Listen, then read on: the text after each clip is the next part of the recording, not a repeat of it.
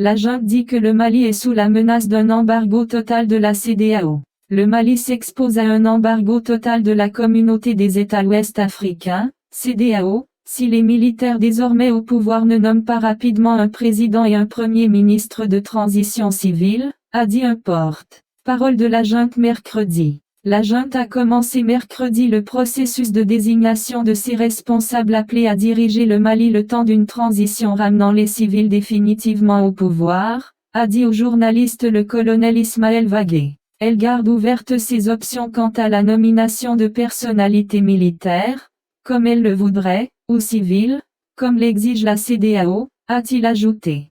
Toutes les options sont sur la table, a-t-il déclaré. Les dirigeants ouest-africains réunis mardi au Ghana ont pressé la junte de nommer immédiatement un président et un premier ministre de transition qui soient des civils. La CEDEAO lèvera les sanctions imposées le 20 août, 2 jours après le putsch qui a renversé le président Ibrahim Boubacar Keïta, aussitôt que ces deux responsables auront été désignés, dit le communiqué final du sommet. Les représentants de la junte venus au Ghana ont demandé à la CEDEAO de leur donner du temps pour rentrer et mener les consultations nécessaires, a dit le colonel Vagué au camp de Kati, à une quinzaine de kilomètres de Bamako, où la junte a ses quartiers. Il a clairement signifié que la préférence de la junte allait à une transition militaire, et assuré que c'était aussi celle de la majorité des Maliens, exprimé lors de concertations avec les partis politiques et la société civile la semaine passée. Mais il a dit la volonté de prendre en compte les attentes de la CEDEAO.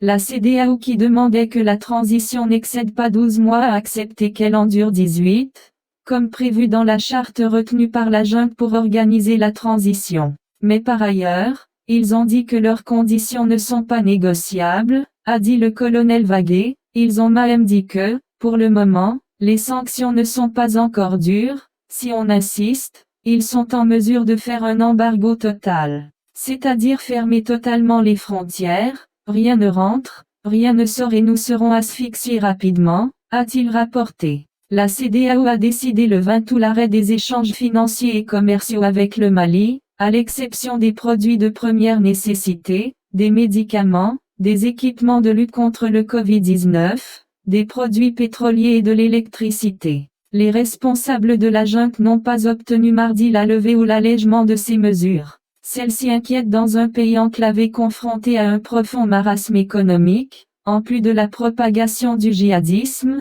des violences communautaires et de la défaillance généralisée de l'État.